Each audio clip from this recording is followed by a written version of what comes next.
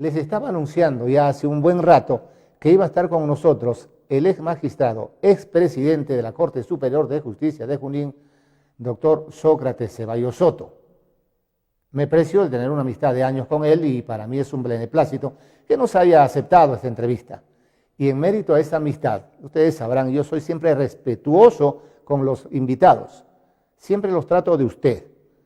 Pero en este caso voy a tratarle, bueno, pues con una amistad casi cercana, si no cercana, pues porque en algún momento fuimos inclusive compañeros de universidad. Pero bueno, en fin, esa historia que de pronto a usted no le interesa. Al grano. La bienvenida al doctor Sócrates Ceballos Soto en la mañana de hoy.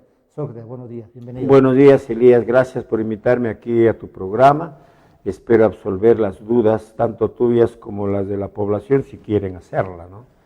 En la verdad, el complacido soy yo, porque cuántos años he sufrido para esta entrevista. Elías, estoy trabajando. Yo como magistrado no puedo pronunciarme. Y tenía la razón. Ni políticamente, ni jurídicamente. Siempre se dice, no pueden adelantar juicios. Pero ya no es magistrado, después de una fructífera labor en el Poder Judicial, ha pasado por las diferentes instancias Sócrates Ceballos, hasta que casi en la cúspide de su carrera, presidente de la Corte Superior de Justicia de Junín. Coméntenos algo sobre su trayectoria, Sócrates, antes de irnos a la pausa, porque queremos aprovechar al máximo el tiempo. Gracias. Ciertamente me he iniciado muy joven en la actividad propia de nuestro sistema del Poder Judicial. Es curioso, me he iniciado cosiendo expedientes, cargando expedientes, ayudando a los jueces de esa oportunidad. Luego pasé a ser secretario de una sala, luego relator. Y para mí es algo que siempre expongo. A los 26 años yo ya era juez instructor de Huancayo. Y también era estudiante universitario. Estudiaba sociología precisamente aquí con Elías. Era el señor juez que iba a clases de sociología.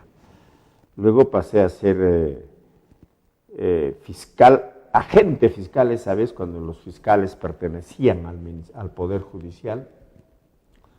Luego pasé a ser fiscal ya titular en Tarma, luego fiscal superior adjunto, fiscal superior titular de Junín, luego juez superior de Junín durante 20 y tantos años. He sido juez de la Corte Suprema de la República, he sido presidente de la Corte de Junín, presidente de la Corte de la Selva Central, y después de 45 años de servicios, por haber cumplido la edad juvenil de 70 años por mandato de la ley, he tenido que dejar la función judicial y pienso que la he ejercido con propiedad, la he ejercido bien, he trabajado al servicio del pueblo con todo corazón y estoy satisfecho. Como dice aquí Elías, he recuperado pues mi libertad de opinión. Y la verdad, a los amables televidentes, los que recién están conociendo a Sócrates Ceballos, tanto él como yo habremos avanzado en edad. Algunos habremos, digamos, encaminado nuestras vidas, habremos corregido nuestro temperamento, habremos corregido nuestro carácter, nuestra forma de ser. Pero a Sócrates lo veo igualito en su temperamento, en su carácter, en su forma de ser, igualito como que si estuviéramos en las aulas universitarias. ¿Por qué le hace a que Sócrates siempre sea así? Debe ser mi espíritu un poco desordenoso, no me tomo la vida en serio porque de esta no voy a salir vivo. Trato de vivir plenamente cada momento de mi existencia. Siempre doy gracias por cada día nuevo, por las nuevas oportunidades, por las nuevas experiencias, las nuevas aventuras. En una entrevista que me hicieron hace tiempo me preguntaban si tenía anécdotas. Yo le dije, mi vida es una anécdota, porque permanentemente me ocurren cosas a veces increíbles, en todo orden de cosas, y esas son bendiciones que uno recibe. No, y principalmente también debe ser una anécdota el que yo intuyo que Sócrates la vida lo toma como tal, pues hoy día puedo estar, como mañana no estoy, ¿y cuál es el problema? Por ahí va más o menos la idea, ¿no es cierto? Así es. Porque a decir verdad, pues muchas veces la gente se preocupa, ahora, ¿qué voy a hacer mañana? Voy a pagar mi alquiler y no tengo plata. Ahora, ¿qué me dirán en mi trabajo? Es decir, la gente muchas veces se hace problemas de la nada, ¿o no? Bueno, es una ideología que la hemos recibido desde la invasión de los castellanos, una preocupación no solamente por el mañana, sino una preocupación por la otra vida, y vivimos terriblemente angustiados por los pecados que hayamos o que no hayamos cometido, pensando que nos vamos a ir al infierno, y eso nos hace vivir así de una manera angustiosa todo lo que nos ocurre en el día a día, pero uno tiene que vivir diariamente lo que se le presente con entusiasmo, con vitalidad. En las investigaciones que hago, como no soy antropólogo, pero me dedico a la investigación de antropología, en nuestras culturas propias de América, sobre todo del Perú, las reglas de convivencia son agradecer, servir, olvidar y alegrar.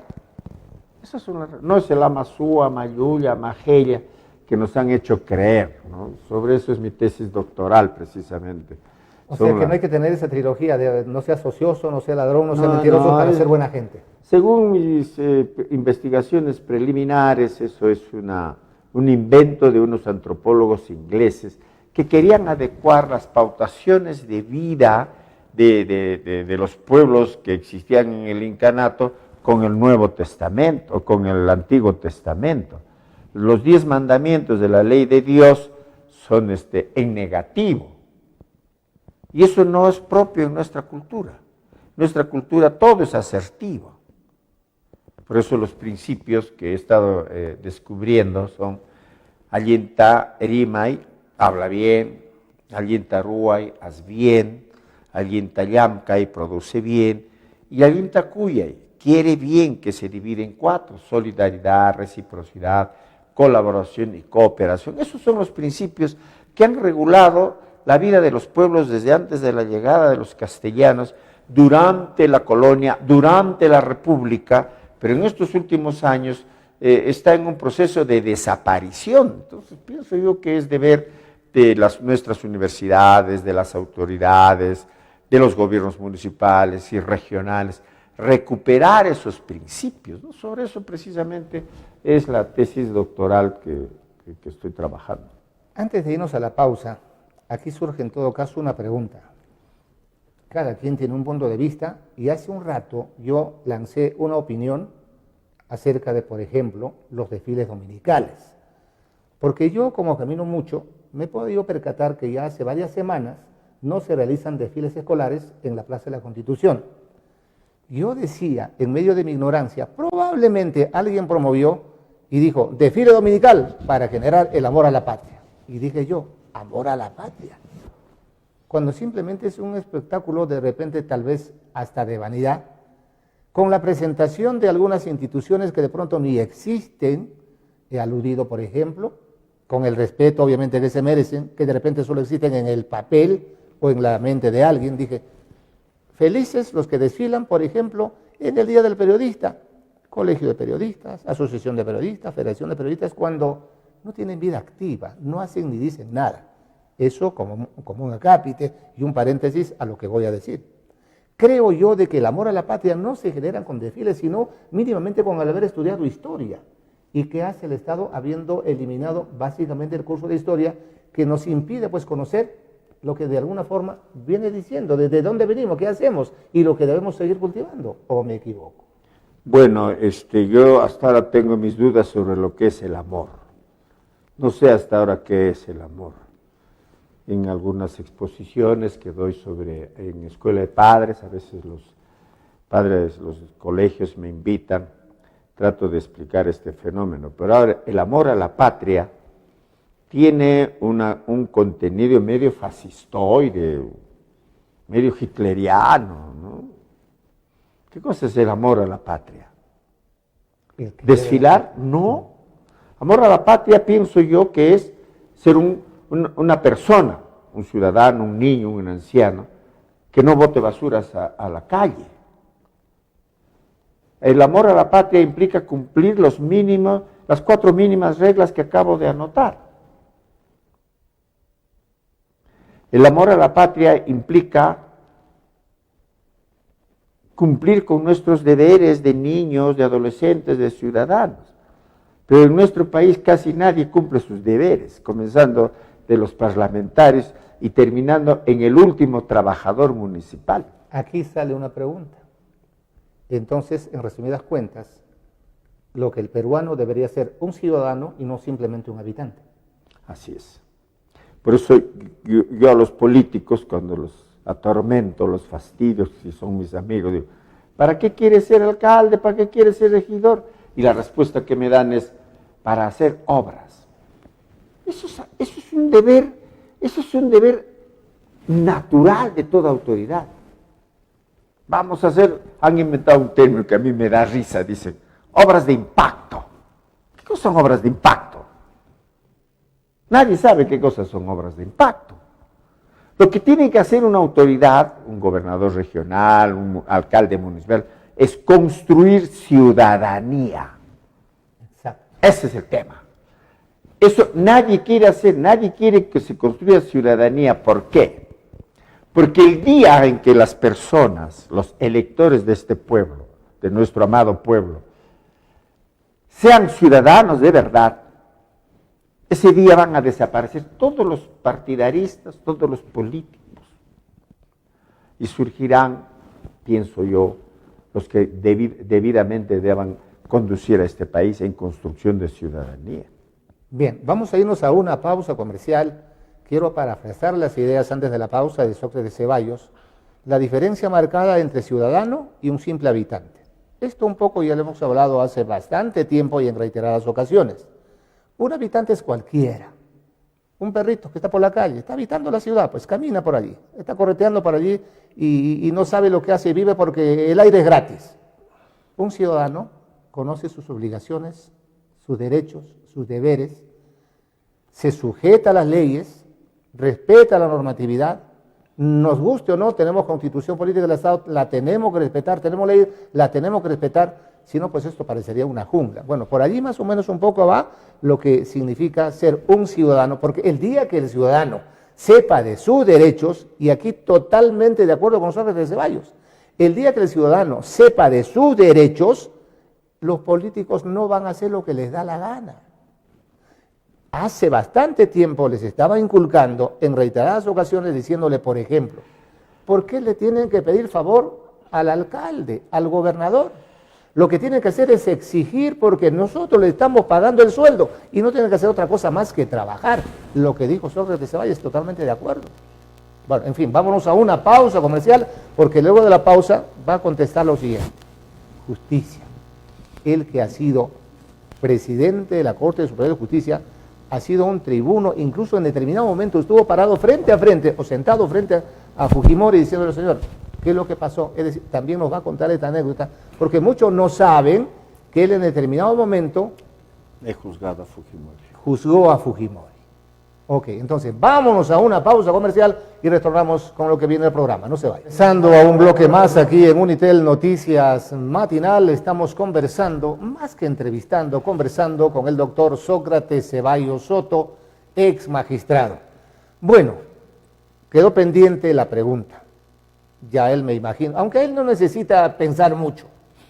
Justicia, ¿existe justicia? Por lo menos en el Poder Judicial.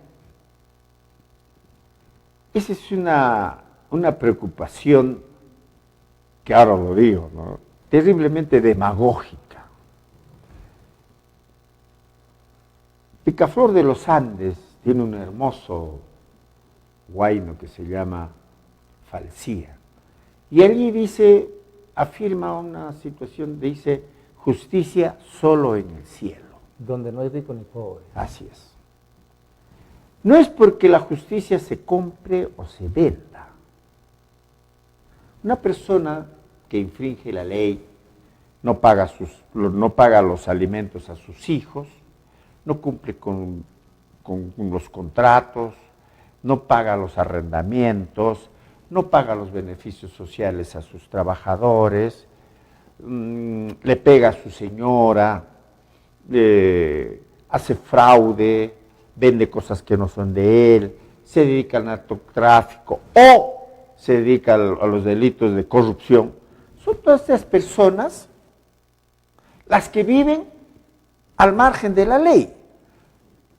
Viven al margen de la ley desde aquel que no paga alimentos a sus hijos, desde aquel que pega a su señora, hasta aquel que se corrompe vendiendo una obra pública por 1 millón de soles. Todos están en la misma posición de incumplimiento de la norma. ¿Qué hace el que no paga alimentos? Si es un sujeto que no le da la gana de cumplir, como comúnmente ocurre, o no tiene dinero, se va a la cárcel. Sencillo y llanamente. Pero si tiene dinero, se contrata un buen abogado, que le cobra más que la deuda alimenticia que debe, paga lo que debe y se libra de la cárcel. Y cuando comenta, dice, yo con mi plata hago bailar al juez. Eso es mentira. Porque tiene plata, ha cumplido con su obligación alimentaria. Quiero hacer un paréntesis ahora que habla de plata para los jueces. Algo que yo no he creído nunca, porque a mí me la hicieron. A ver, resulta que hay muchos abogados que tienen pues sus clientes, ¿no es cierto? Y se meten en un juicio. Y el abogado le dice, oye, el juez me está pidiendo tanto.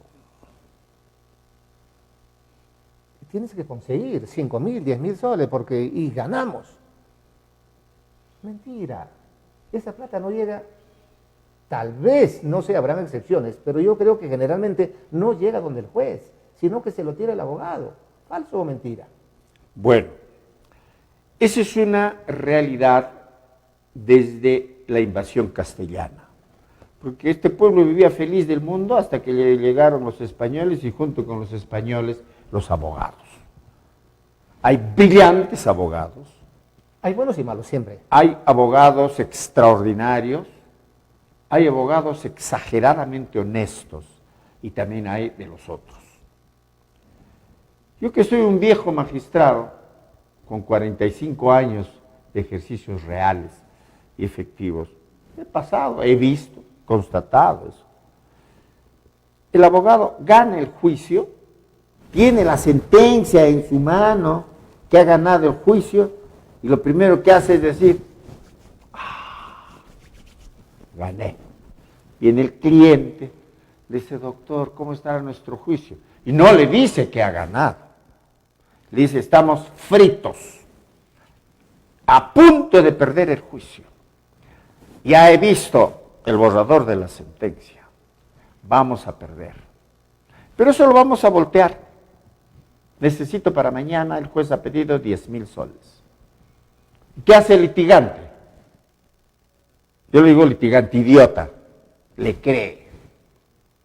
Yo siempre digo, y ahora que soy ya fuera del Poder Judicial, decir, la gran mayoría, no sé si la gran mayoría o pocos de los abogados son como los mismísimos demonios. Le engañan, le hacen creer, y el pobre hombre pues vende la máquina de escribir, la computadora de su hija, vende su catre, se presta de su primo, junta los 10.000 soles y le lleva, aquí está, doctor. Ya ven mañana. Al día siguiente llega, ya ves, ya ganamos el juicio, aquí está la sentencia. El abogado ya tenía la sentencia desde hace 2 o 3 días antes. Y el litigante cree que ha ganado el juicio porque ha pagado. Ha ganado el juicio porque tiene razón. A veces le defienden mal sus abogados, pero el juez le ha dado la razón porque ha creído que su postulación está de acuerdo a ley. Yo les digo esto con toda certeza, son 45 años de magistrado que tengo. Yo siempre le digo a la gente, no den plata para el juez, porque el juez no es corrupto. Pero hay uno que otro. Buenos y malos. Así es, pero aquí yo puedo poner mis manos al fuego por los jueces de nuestra Corte Junín y de Chanchamayo, donde he trabajado. Hay buenos jueces. Lo que sucede ya es otro tema que otro día podemos conversar sobre. Es como cualquier institución, pues, ¿no? Así es. Hay buenos y malos abogados, hay buenos y malos ingenieros, hay buenos y malos periodistas, de todo hay. Cuando una persona, teniendo la razón y teniendo las pruebas, pierde un juicio. Nunca, pues. Puede perderlo. Teniendo la razón, teniendo las pruebas. Así es. ¿Cómo así? Pierde el juicio porque su abogado plantea mal el juicio. Ah, bueno. Es mal abogado, pues. Así es. Entonces, eso es lo que ocurre. Por ejemplo, hay una duda sobre la propiedad de un inmueble. El sujeto dice, creo que esto era de mi papá, aquí tengo unos papeles que no está claro. Va donde el abogado y el abogado dice, eso lo ganamos en 2 semanas con un juicio de usurpación. Y arrancan el juicio de usurpación, que dura 2 años, 3 años, y al final pierde el juicio. El pobre litigante no sabe qué hacer. El abogado dice, la otra parte le ha pagado más. Es mentira. Alguna vez conversando con el doctor Sócrates Ceballos Soto, tal vez él no recuerde un pasaje cuando ocasionalmente nos encontrábamos en cualquier calle de Huancayo, Sócrates Ceballos me dijo, Elías, si tú le tienes bronca a alguien, deséale a que se meta a un juicio, deséale eso, porque es lo peor. ¿Por qué? Eso es una maldición gitana. Ustedes, bueno, en la creencia popular, ¿no? Las maldiciones, o sea, desearle el mal a alguien, claro. Desearle que tenga una vida difícil, que la pase mal, que le pasta un rayo. Pero ¿por qué desearle a que se meta a un juicio? Entonces, ¿qué es los gitanos dicen? Esto viene todavía desde España hace muchos años, desde siglos. Ojalá te viera entre abogados.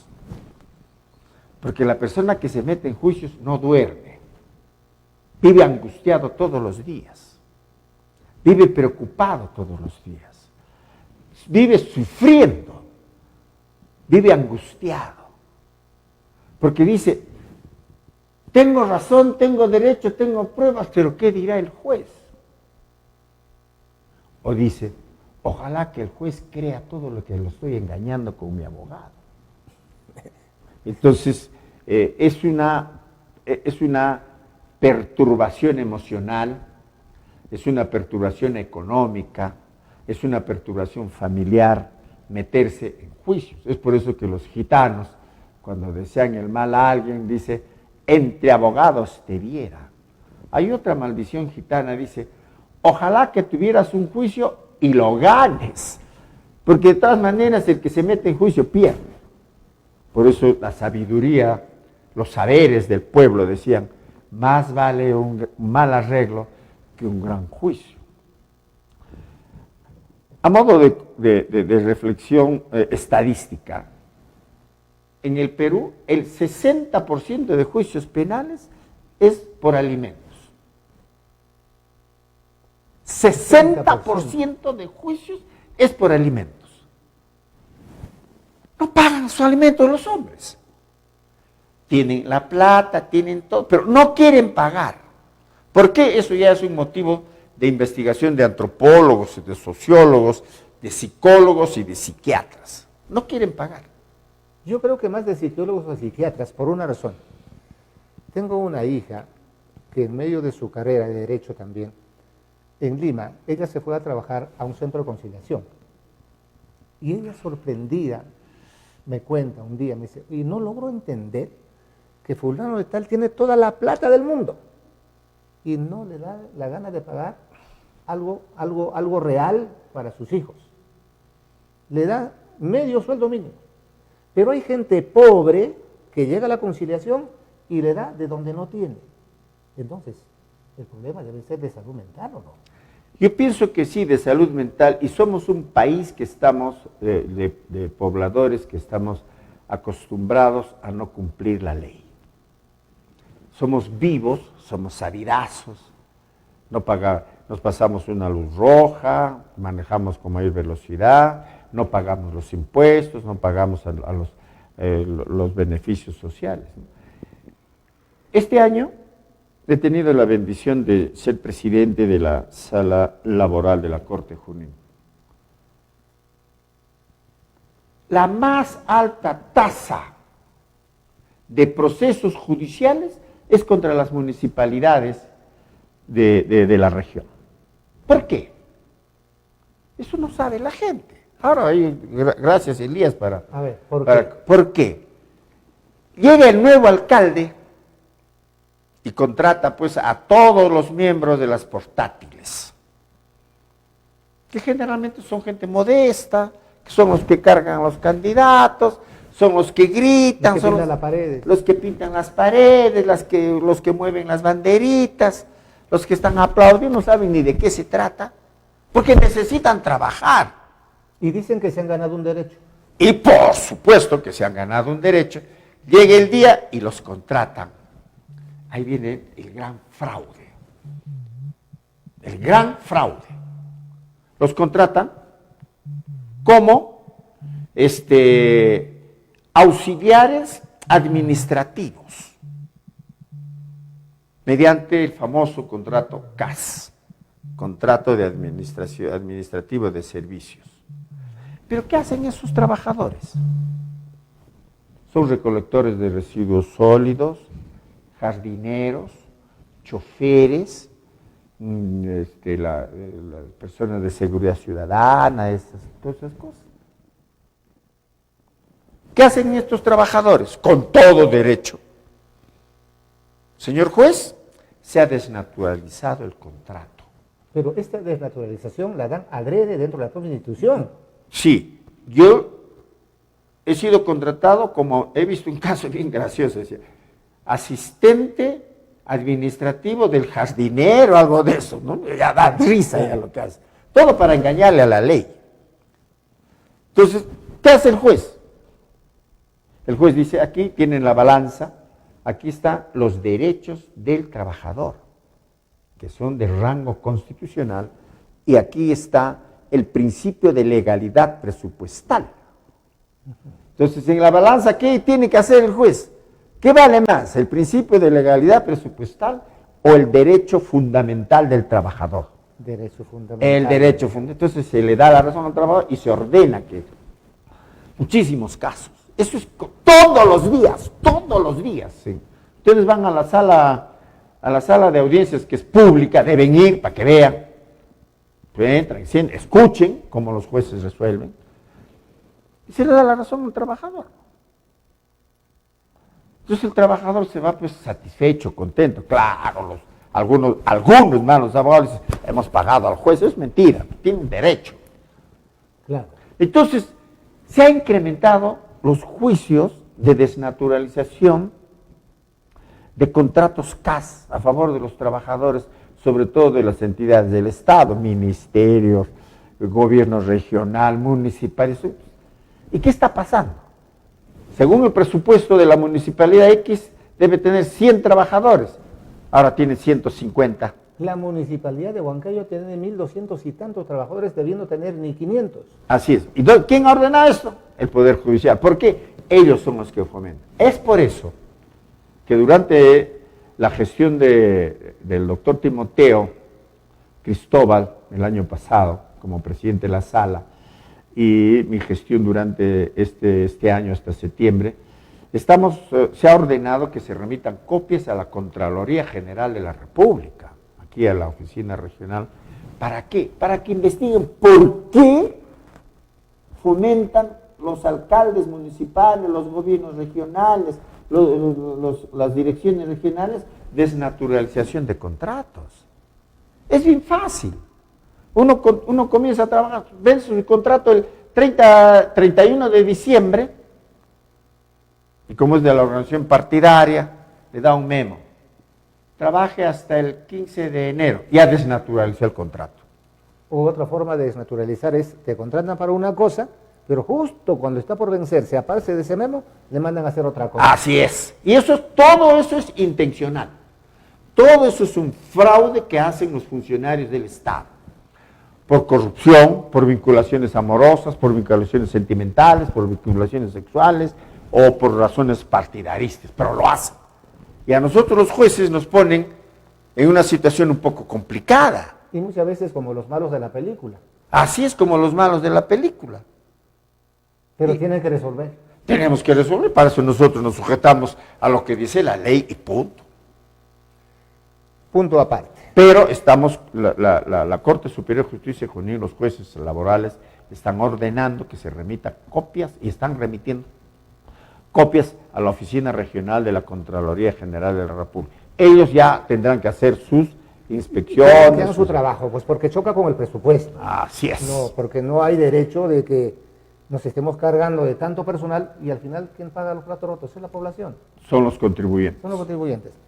Antes de irnos a la pausa, porque luego de la pausa, con su venia, podemos abrir los teléfonos, ¿no es cierto? Para que la gente pregunte. Por supuesto. Entonces, mire, yo tengo aquí una tremenda agenda y parece que no la voy a poder cumplir porque quiero dar prioridad a la población con sus llamadas telefónicas. Pero bueno, ya. Su experiencia. ¿Cómo así llega a juzgar a Alberto Fujimori?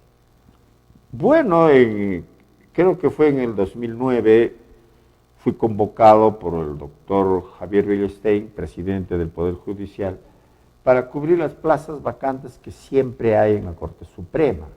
Él me llamó, yo di gracias, lo bendije y asumí el cargo. Dentro de tantas cosas que hay que trabajar todos los días, hay una sala especial para juzgamiento de exmandatarios, ¿no? Uno de los jueces de esa sala tuvo que inhibirse por razones que no recuerdo ya, y como yo era el menos antiguo, porque así manda la ley, salí de mi sala, yo trabajaba en la sala penal permanente, pasé a la sala especial de juzgamiento de dignatarios. Es así como conocí el juzgamiento al señor Fujimori por el pago que él de CTS, eso es gracioso, le hizo de 15 millones a Vladimiro Montesinos. ¿En qué determinaron? Culpable Fujimori. Eso casi la población no lo sabe, los periodistas no lo saben. El señor Fujimori, cuando comenzamos a juzgarlos, porque éramos un tribunal que integraba el doctor César San Martín, el doctor Víctor Prado y yo, el señor Fujimori dijo, reconozco mi delito. Él reconoció el haber cometido el delito. El haberle pagado los 15 millones. El haberle pagado 15 millones Vladimiro, ilegalmente a ese joven. A Vladimiro Montesinos. A Vladimiro Montesinos. Él reconoció. Es por eso que se le rebajó de la pena máxima, no recuerdo cuánto era, se le rebajó la pena por reconocimiento de culpa. Él reconoció. Eso nadie sabe. Los periodistas no se acuerdan. Él ha reconocido que ilegalmente tomó dinero del Estado mediante una resolución presidencial, reconoció el CTS, la compensación por tiempo de servicios, al señor Vladimiro y le dio 15 millones. Realmente pues son experiencias que... ¿Pero eso en qué terminó? A ver, ¿en qué terminó? Su abogado, el señor Nakazaki, quería que se le absuelva. Y dijo, ya devolvió el dinero. Y de efecto, había devuelto 15 millones. Pero no los 15 millones que se había llevado Vladimiro, sino los 15 millones que Alberto Fujimori tenía. Entonces, en la sentencia final, nosotros los tres jueces ordenamos que la Fiscalía investigue de dónde había sacado esos 15 millones que devolvió al Estado, porque Vladimiro no lo ha devuelto. No lo ha devuelto. ¿De dónde ha sacado? Y esa investigación terminó en nada. Efectivamente, eso es lo que muchas veces no se sabe, pues se desconoce, ¿no? Entonces, pero eso ya es responsabilidad de ustedes, los hombres y mujeres de prensa. Y yo creo que es más responsabilidad del estar, de que sean permitidos a las audiencias. Porque en este caso de Fujimori casi no había prensa. No, había una prensa terrible. ¿Y entonces por qué los colegas de Lima no informaron? Eso ya ellos habría que preguntarles a ellos. De pronto, pues porque serían parte de la corte de Fujimori, ¿no? Tal vez no creo, eso también tengo yo mis dudas. Fujimori ha manipulado el Poder Judicial. Pero la prensa manipuló en su momento. También en su momento, Claro. pero siempre pienso yo que un gran sector de la prensa y un gran sector de jueces nos hemos mantenido siempre con independencia. Ahí resumimos pues, diciendo, en todo lugar hay buenos y malos. Ojalá que la mayoría seamos de los buenos, ¿no? Porque la sociedad necesita de gente noble, honesta, transparente, como es el caso del doctor Sócrates Ceballos, que no le tiembla la mano para decir las cosas descarnadamente. Así como luego de la pausa, cuando abramos los teléfonos, le van a contestar sus preguntas. Entonces, vámonos a una pausa comercial y a la vuelta del programa estaremos abriendo los teléfonos. Preparen sus preguntas para el doctor Sócrates Ceballos Soto, expresidente de la Corte Superior de Justicia de Junín. Retornamos luego. Estos días la situación política va a estar movida en Lima, ciudad capital, sobre todo en el Tribunal Constitucional, porque ustedes sabrán, bueno, no se desesperen, ya vienen las llamadas telefónicas. Preparen más bien sus preguntas para el doctor Sócrates Ceballos Soto, porque algo que no quisiéramos que se pase por alto, porque ustedes se enteraron, es obvio, ¿no? Y muchos están de acuerdo. En la región Junín, en el centro, más del 84% le está aplaudiendo a Vizcarra. Bueno, cada quien sabe lo que hace. Yo, desde mi humilde punto de vista, jamás estuve de acuerdo con la disolución del Congreso, porque son elegidos, pues, a través del voto popular. ¿Quién eligió a esa gente? Somos nosotros. Y espero nomás, bueno, y aparte de lo que la Constitución dice todo lo contrario, ¿no? A lo que dispuso Vizcarra, desde mi punto de vista. Pero ¿qué dirá pues el doctor Sócrates Ceballos Soto? Y tiene una opinión obviamente respetable. En todo caso, para no hacerla un poco más larga, quisiera que el doctor Sócrates Ceballos Soto tome atención al videíto que hemos preparado con Ernesto Blume. Y él luego de esto nos va a absolver lo que en fin se ha convertido pues en un entrampamiento. No lo sé si tanto será así, pero igual, adelante por favor con el videíto.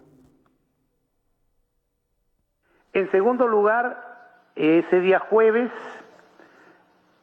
llevaré también al Pleno la demanda competencial promovida por el Congreso de la República contra el Poder Ejecutivo sobre la situación que ustedes conocen de disolución del Congreso. En esa oportunidad, esa demanda deberá merecer primero el análisis para determinar el ponente encargado y luego seguramente iniciaremos el debate sobre la admisibilidad o inadmisibilidad de la demanda, sobre la procedencia o improcedencia de la demanda. En el supuesto que la demanda sea admitida, se correrá traslado de la misma a la parte emplazada, quien tendrá un plazo para contestar la demanda y con contestación o sin ella, en esa eventualidad se podrá citar a una audiencia, escuchar a los abogados y resolver. Además, empezaremos a analizar con el cuidado y la prolijidad que caracteriza a todos los magistrados del Tribunal Constitucional del Perú el pedido de medida cautelar que ha formulado la parte demandante. Y lo haremos con mucha serenidad y mucha prudencia, pensando en la Constitución, la ley y qué es lo que corresponde. En los próximos días entregaré a los magistrados del Tribunal Constitucional el texto de la ponencia que estoy terminando de elaborar para el caso de la ciudadana Keiko Fujimori Iguchi, a raíz de un proceso de habeas corpus en el cual soy ponente, promovido por su hermana, la ciudadana Sachi Fujimori Iguchi. Me ha tomado tiempo el análisis de este caso porque es un expediente sumamente extenso, tiene más de 900 páginas y hay un abundante material tanto de argumentaciones de las partes, del Ministerio Público, de las partes denunciadas, como de las propias resoluciones que se han emitido y terminado este proyecto lo entregaré encriptado a mis colegas magistrados para evitar filtraciones, y este proyecto, una vez recibido por los magistrados, será motivo de un debate en un pleno que será, no les puedo asegurar, la semana siguiente o quizás la subsiguiente. A ver, son 3 temas ahí planteados por el doctor Ernesto Blume, presidente del Tribunal Constitucional. Uno, sobre la demanda competencial acerca de la disolución del Congreso. ¿Esto es competencia del tribunal, sí o no? El otro es sobre la medida cautelar, también presentada en este caso por el Congreso, en todo caso, para tener un término apropiado, Pedro Olaechea como presidente de la Comisión Permanente del Congreso, y el otro sobre el habeas corpus solicitado por la hermana de Keiko Fujimori, obviamente pidiendo la libertad. La pelota está en su cancha, doctor Sócrates Ceballos. La explicación que ha hecho el doctor Ernesto Blume sobre el procedimiento al tema competencial, lo ha hecho didácticamente, eso es lo que señala la ley.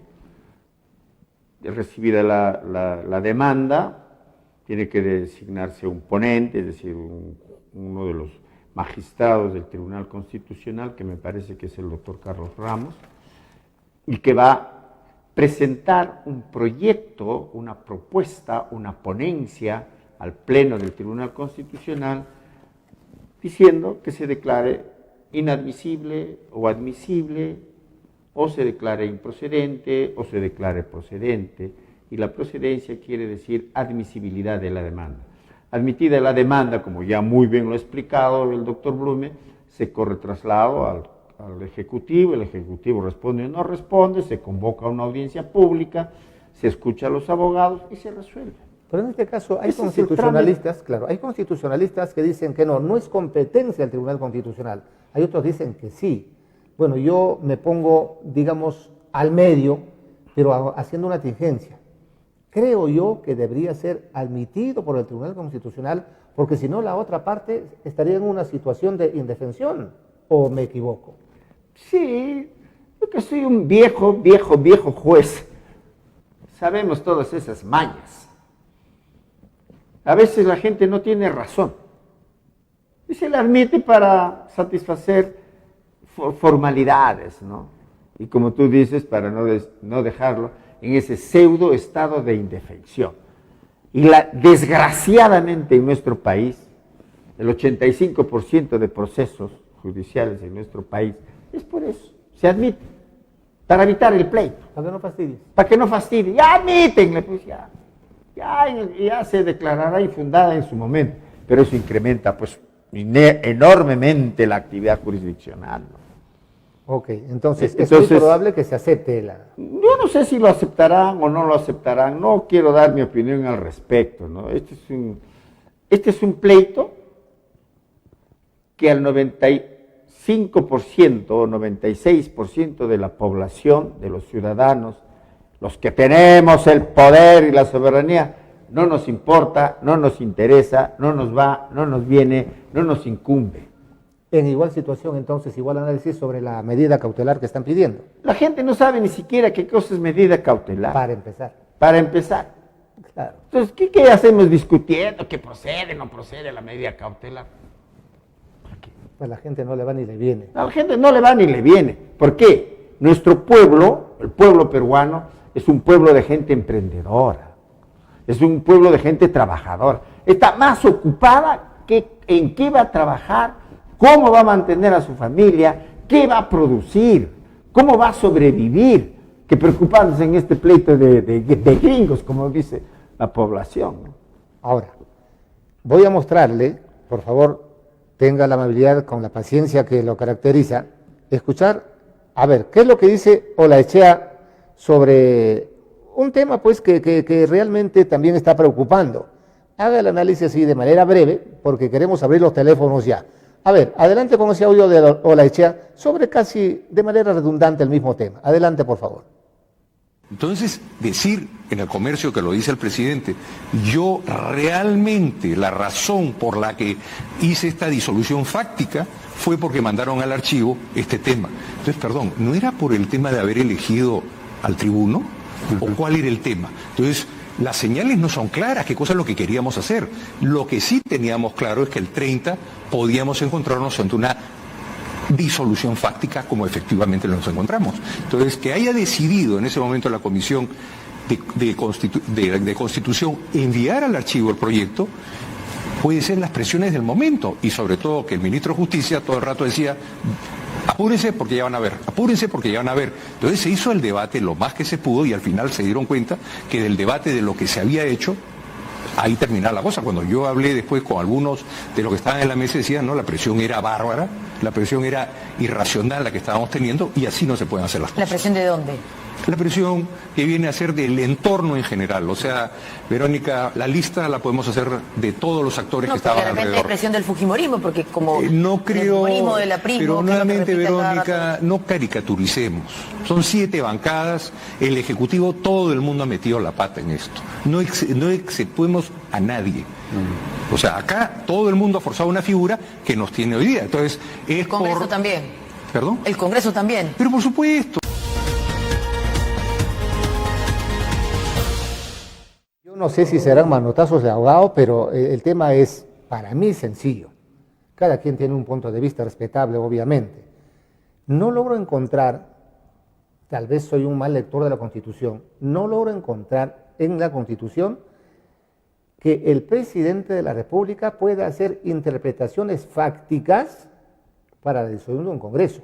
Creo yo, en medio de mi escaso conocimiento de derecho, de que esas interpretaciones fácticas le corresponden a los jueces, porque interpretan las leyes y ellos acondicionan a través de las pruebas que puedan obtener y decir, no, esta prueba es colindante con esto, por lo tanto, eres culpable o de repente te absuelvo. Total, ¿existe o no existe esa interpretación fáctica para la disolución del Congreso y para que sea ejecutado por un presidente de la República?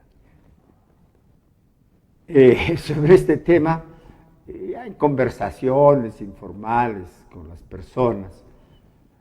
He llegado a una conclusión. Nadie sabe qué cosa es fáctico. Es lo que más o menos acabo de decir. Es la interpretación que hacen los jueces. Nadie sabe qué cosa es fáctico. ¿Qué es fáctico? A ver, dígalo con propiedad en todo caso. ¿Qué es fáctico? Nadie sabe. Ustedes, cualquiera van al señor de la bodega, al señor de la panadería, al señor chofer, al taxista, al conductor de un restaurante. ¿Qué cosa es fáctico? Fáctico será, no sabe. Y todo el mundo, no todo el mundo, sino todos los opinólogos sobre este asunto paran diciendo que no hay disolución fáctica. Pero no dicen qué cosa es fáctico. No dicen qué cosa es fáctico. Fáctico es sinónimo de hecho. Claro. Es una realidad que es objeto de estudio, no sé si de la fenomenología o de la ontología. Estos ya son términos filosóficos también, que tampoco el 99% de la población es un tema ontológico, o es un tema fenomenológico de Husserl, y no lo van a entender, y ni tienen por qué entenderlo tampoco. Fáctico quiere decir de hecho. De hecho. Es una prueba que colinda con el hecho, punto, se acabó el asunto. Señor, disuelvo fácticamente. Creo que eso es lo que ha dicho, claro, ¿no? Es lo que he dicho. Es mi interpretación fáctica. No. La resolución no sé muy bien, porque claro. El tema político hasta hace un mes me interesa un rábano, porque yo he sido juez. Los jueces no nos interesa la política. Pero creo que la resolución de disolución dice... por interpretación fáctica. Interpretación fáctica, no Sí, dice interpretación fáctica. Dice disolución fáctica, algo por el estilo. Pero claro, pero viene desde la interpretación, pues que por eso no se encuentra en la Constitución Política del Estado eso de disolución fáctica. Disolución fáctica. Eso es una... Ahí está, me aclaraste el tema. Es una disolución fáctica. ¿Qué quiere decir eso? Disolverlo de hecho. No puede ser una disolución, diríamos, ficta, o sea, fantasiosa, tiene que ser de hecho. Pues el señor disuelve el Congreso. Pero para esa disolución fáctica, él pues tiene y está mostrando como prueba. Es una disolución, no, Claro. ahí no se discute prueba. es una disolución fáctica, quiere decir una disolución de hecho. Señores, se cerró el Congreso, chao. Claro, eso es de hecho. pero él toma como antecedente el que el señor Salvador de Solar, cuando ingresó, pidió el uso de la palabra y dijo, en este momento pido la cuestión de confianza. Entonces, como no admitieron, según el presidente, esa cuestión de confianza, según él no admitieron, ya, esa es la prueba, ese es el hecho. Ese es el hecho porque tú no me has admitido y te estoy disolviendo el Congreso. Entonces la pregunta va a ser, pues, obviamente, vista en el Tribunal Constitucional. Me imagino, ¿no? Intuyo que lo primero que harán es, a ver, la Constitución, ¿hay disolución fáctica? ¿Lo dice o no lo dice? Hasta donde yo he visto, no lo dice. Entonces, ante esa probabilidad, es ahí donde apelamos a la vasta experiencia del doctor Sócrates Ceballos. La disolución, definitivamente por razones físicas y también conductuales, en caso de los seres humanos, tiene que ser de hecho, pues, es decir, fáctica. No va a decir, pues yo disuelvo este metal y no le echo el ácido, ¿no?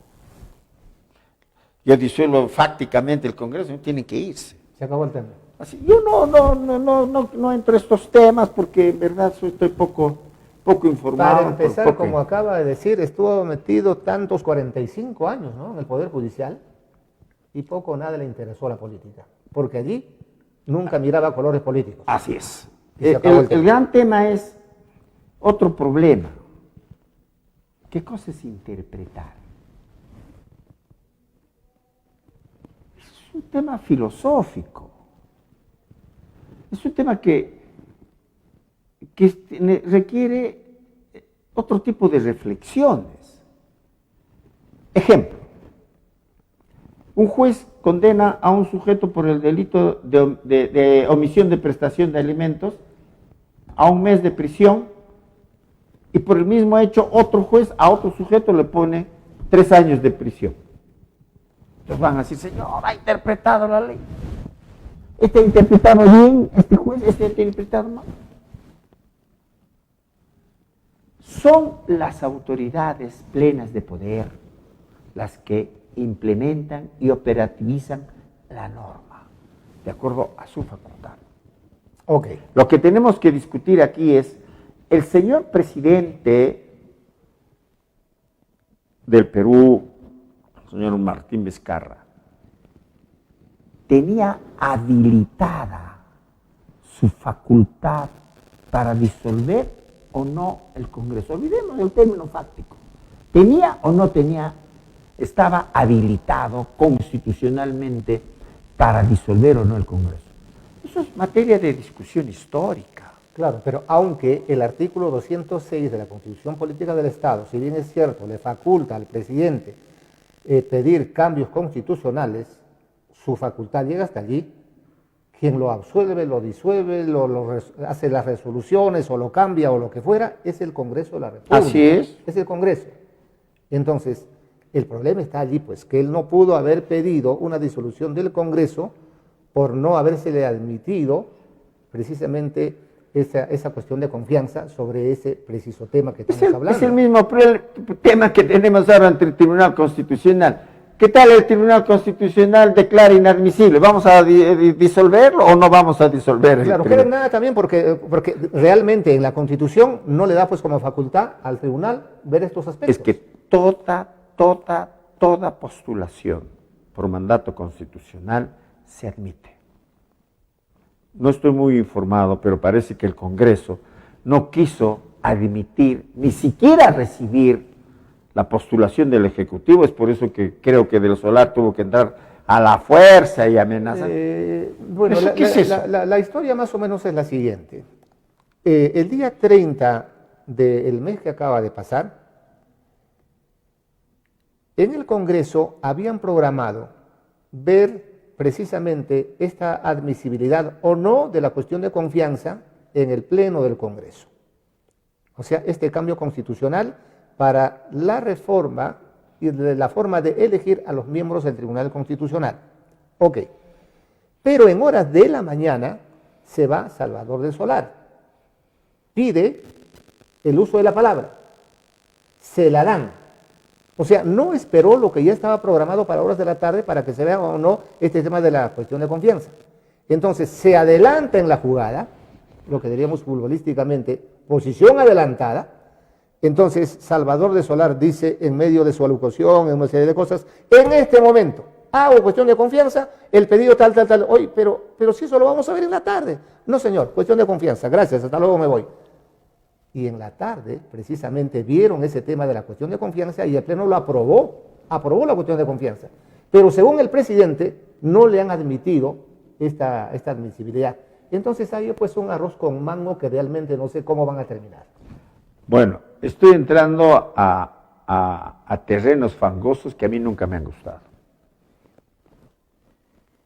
Entonces hacemos una cosa. Muy coloquialmente digo, este es un pleito entre organizaciones criminales.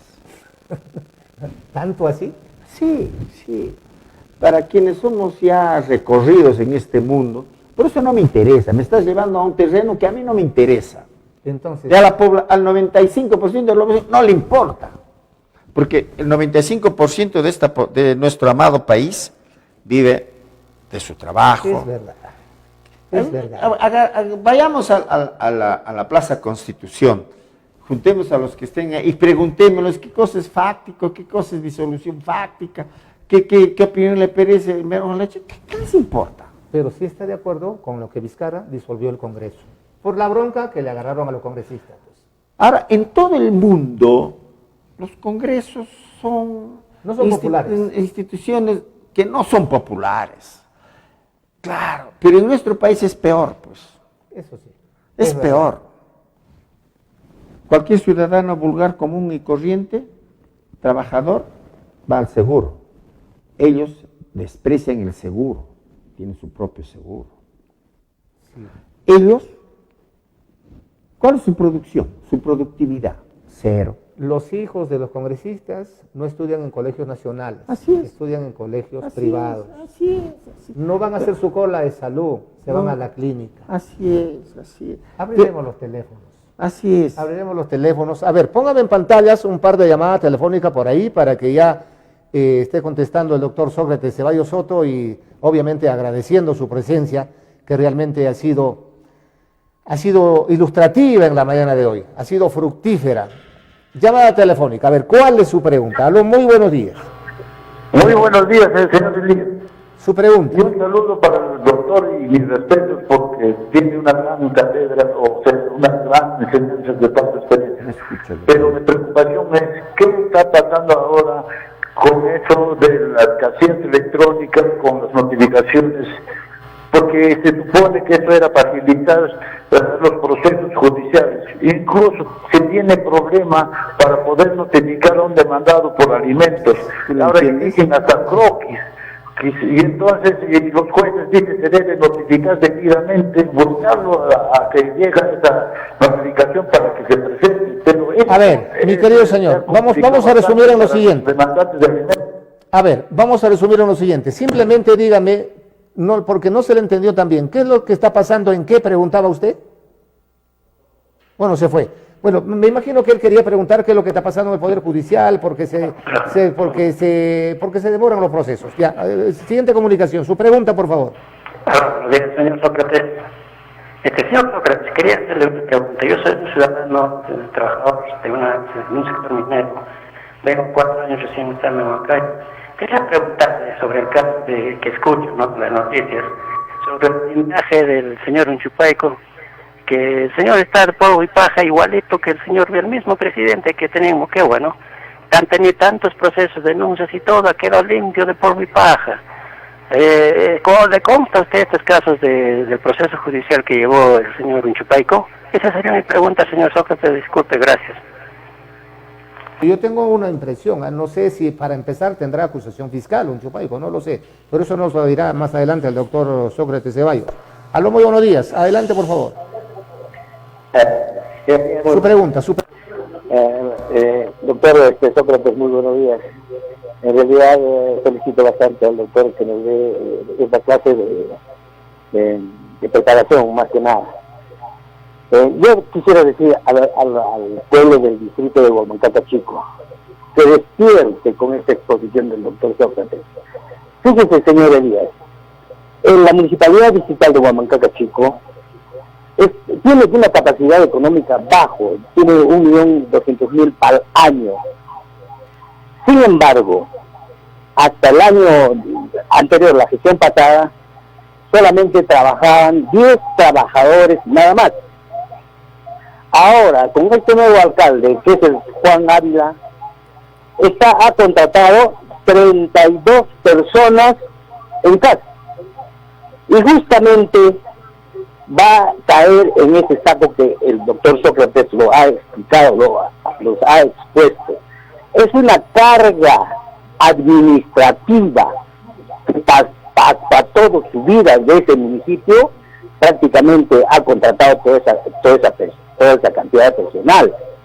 Son 32 personas y fíjese,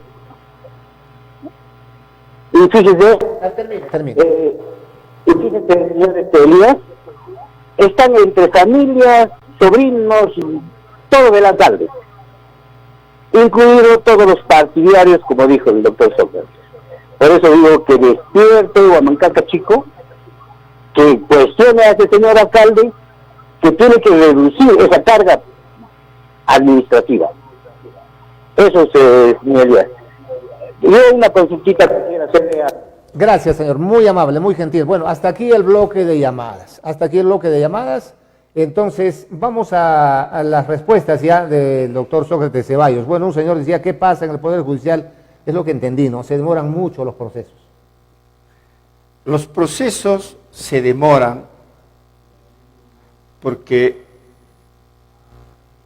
a la gente le gusta el pleito. Ya les he dicho, el 60% de procesos penales es por omisión de alimentos. ¿Se imaginan 60% de casos penales? Los jueces, mis queridos conciudadanos, a veces ya ni duermen. Llevan trabajo a su casa, no tienen sábado, no tienen domingo. Todo el sábado o domingo, en vez de estar jugando con sus hijos o con su perro, tienen que estar resolviendo los casos. No es que sean ociosos, no es que tengan que pagarles. La actividad jurisdiccional se ha incrementado terriblemente porque a la gente le gusta el pleito. Eso que quede bien claro. Los padres de familia no quieren pagar los alimentos. Los inquilinos no quieren pagar los arrendamientos. Los que deben plata, se han prestado plata, han firmado letras, no quieren pagar las deudas. La gente que se presta plata de los bancos con hipotecas no pagan las obligaciones que asumen. Compran carro a plazos, compran bienes a plazos, no pagan. Todo eso genera un juicio. Entonces hay un incremento terrible de la actividad jurisdiccional. Es por eso que se demora. Carga procesal. Yo no le llamo carga procesal, eso es un concepto que aún existe en la ley, pero los jueces no somos burros para la carga procesal. Es actividad jurisdiccional, es nuestro trabajo de jueces, nuestra actividad de jueces. ¿Y por qué mucha gente lo llama carga procesal? ¿Por qué? Porque está en la ley, dice carga procesal, pero es un mal concepto. No se le llama carga, aun cuando la ley lo diga. No es carga procesal, porque los señores jueces no son burros para estar llevando carga. Es actividad jurisdiccional. Okay. Es por el término. Es el término, hasta el término es inadecuado. Bueno. Yo a veces los fastidio a mis colegas, les digo, pero ¿por qué tienen tanta actividad jurisdiccional mal llamada carga procesal? Los fiscales denuncian cualquier cosa y ellos abren proceso. La gente denuncia cualquier cosa en la fiscalía y la fiscalía abre proceso. Entonces ya no hay cuándo terminen el trabajo. ¿Por qué? El pueblo peruano, que es emprendedor, luchador, trabajador, parte de su diversión es hacer juicios. Se entretiene ahí. Ahí se entretiene y cuando terminan los juicios se estresa. ¿A quién enjuiciaré ahora? Dice, no tengo ya para visitar a mi abogado, dice. Bueno, entonces, ese es el tema. Hay que cumplir nuestros deberes ciudadanos. Y se acabó el asunto. Y la actividad jurisdiccional va a reducir. Ok. Entonces, desde hoy es actividad jurisdiccional, no carga procesal. De acuerdo, si es por el término, hay que estar de acuerdo. Pero la otra pregunta decía, Hay tantos procesos contra un chupaico y no pasa nada. Por eso yo hacía una tingencia y decía, para empezar, no sé si tendrán acusación fiscal este señor. La tingencia que hace Elías es extraordinariamente acertada. Los jueces no tienen nada que hacer en estos temas. Por favor, entiéndanlo bien. El fiscal, que no es del Poder Judicial ni juez, pertenece a otra institución que se llama Ministerio Público. El fiscal es el abogado de la sociedad. El señor fiscal, la señorita fiscal, tienen que buscar las pruebas, buscar testigos, buscar pericias, hacer inspecciones, revisar documentos, pedir pericias contables. Y con todos esos documentos, el fiscal va, señor juez, aquí traigo a este señor que ha cometido tal delito, quiero que lo juzgue, quiero que lo sentencie. Aquí están las pruebas, aquí está el señor, aquí está todo lo que... Mientras el fiscal no traiga su caso al juez, el juez no puede hacer absolutamente nada. Totalmente de acuerdo. El juez es como un árbitro de fútbol. ¿El árbitro puede meter goles? ¿Puede tapar un penal? No. ¿Puede patear un penal? No. El juez es como un árbitro de fútbol y dirige un partido judicial. Mientras no traiga a los dos equipos, a los jugadores, no tiene nada que hacer. El primer equipo es el fiscal. Junto con el fiscal está el Procurador de la República, la Contraloría General de la República, los abogados de la Procuraduría. Y aquí al frente está el acusado, el funcionario, el alcalde, el gobernador regional, con sus abogados. Ellos juegan un partido y el juez, nosotros los jueces, con nuestro pito, arrancó el partido. Señor fiscal, ¿cuáles son sus cargos contra este señor? ¿Cuáles son sus pruebas contra este señor? Explique usted. Y el abogado, señor abogado, explique usted. ¿Es verdad lo que dice el fiscal? Y sobre eso resuelve el juez. El juez no busca pruebas, el juez no denuncia, el juez no investiga. Ese trabajo ya lo hizo Eso, el fiscal. Eso, por favor, quiero que entienda. Clarísimo. Ahora, algo de lo que ya venía comentando, pero entiendo de que el ciudadano quiere saber cómo podemos hacer. Yo me aventuro a decir de que aquí eso es un tema ya de la Contraloría, porque ¿qué es lo que dijo el amable televidente? Dice que en la Municipalidad Distrital de Huamancaka, Chico, hasta antes de la llegada de este alcalde, que no sé quién es, tenían 10 trabajadores. Con la llegada de este alcalde se incrementaron, dice, 32 más. Significa que ya tienen 42 trabajadores. Entonces, no sé. El ciudadano hablaba de que se les había tomado los servicios mediante el contrato CAS. Así es. Esa relación laboral es una relación laboral muy compleja, muy complicada, muy difícil y políticamente cuestionable, porque es una manera de generar una explotación del ser humano por otro ser humano. Es por eso que la Corte Superior de Justicia de Junín en algunas oportunidades, no llegaron a resolver, pero parece que quieren declarar la inconstitucionalidad del CAS. Pero ese CAS ha generado muchos problemas. ¿Por qué? Porque se desnaturaliza. Es un contrato que se hace fraudulentamente y es por eso que en las municipalidades se incrementa los trabajadores. Los contratan mediante el sistema CAS, vence el contrato, se produce la desnaturalización del contrato, ese trabajador pasa a planillas a 728 y la municipalidad de la noche a la mañana que tenía 10 trabajadores, ahora aparece con 42 trabajadores y no hay presupuesto. Y ahí comienza el problema. Ahí están los problemas. Entonces, ese es un tema que tiene que ser denunciado ante la Contraloría General de la República. CAS quiere decir Contrato Administrativo de Servicios. ¿Pero qué hacen? Se entra a la administración mediante concurso público, porque lo dice así la Constitución Política del Perú. Pero no, contratan CAS provisionalmente y luego se genera la desnaturalización. ¿Y contratan a quiénes? A obreros. Los obreros no necesitan entrar por concurso público. Ellos ingresan por otro tipo de contratos que se llama 728. Pero toman el 728 con la cascarátula de CAS y complicaron el problema.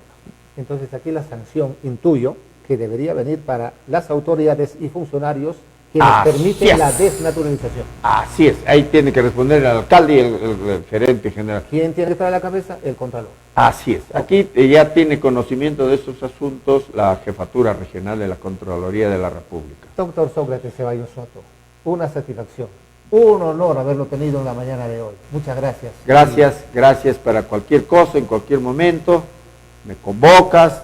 Yo sugiero que hagan llegar sus preguntas por escrito aquí a Elías, y un día nos dedicamos a absolver todas las preguntas por escrito mediante este canal, y quiero transmitir toda mi experiencia, todas las sabidurías que he recibido del pueblo para explicarles algunos temas que no se pueden. Yo me permito subir, puedes venir hasta acá públicamente, vienen aquí en este pequeño escenario, asisten, hacen sus preguntas oralmente y democratizar la comunicación. Y estoy ávido de vincularme al pueblo ahora que ya no soy, sigo siendo juez, pero un juez cesante. Bien. Porque mi título sigue siendo vigente, pero ya no tengo potestad ni poder jurisdiccional. Ya no puedo mandar a la cárcel a nadie, ni puedo gritar, pero sí enseñarles. ¿A cuántos no los habrá carajeado también ahí, cuando estaba ahí frente a ustedes? Sí. Es que se meten en problemas por las puras albercas. Así es. Tengo demasiadas, mi vida es una anecdotaria. Una anécdota chiquita. De pronto, si quiere, diga los nombres, si no, simplemente la anécdota. Estábamos juzgando a unos sujetos por un delito de asalto a un taxista. Y terminó la audiencia, pues no, el fiscal pedía creo 15 o 20 años para el tipo que había cometido el delito, y yo lo llamo porque era un estudiante universitario, ¿no? Lo llamo a mi escritorio y despacito le pregunto, ¿cuánto te ha pedido el fiscal? 15, señor, me dice, asustado y triste. ¿Cuánto quieres? Le digo. ¿Cuánto? ¿Cómo? Me dice. ¿Cuánto vale tu delito? Le digo, ¿cuánto vale? Y graciosísimamente me dice, 8 estará bien. 8.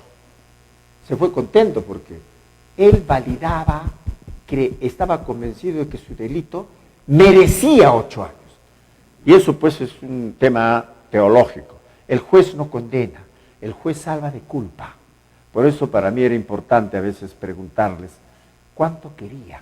O sea, para quienes no entendieron, el delincuente o presunto delincuente fue llevado a los tribunales. El fiscal le decía, pido 15 años de prisión para este hombre.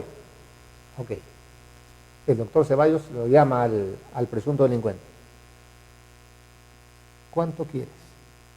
8 años. ¿Cuánto vale tu delito? ¿Cuánto vale tu delito? 8 años. Y por su propia boca solito se condenó. Por supuesto, no, él ya es culpable, solo que quiere una pena que se adecue a su sentimiento de culpa. 8 años. Él con 8 años se sentía liberado de culpa. Y eso es lo que tiene que hacer el sistema, liberar de culpa al delincuente, ¿no? Bueno, podríamos hablar muchos días sobre mi anecdotario personal. Entonces, vamos a invitar, vamos con la debida anticipación, obviamente, para que nos ponga en su agenda. Porque para esta entrevista hemos tenido que hacer una agenda y más bien gracias por habernos aceptado. Gracias a ti, Elías, por darme la oportunidad de llegar a la población. Un honor una vez.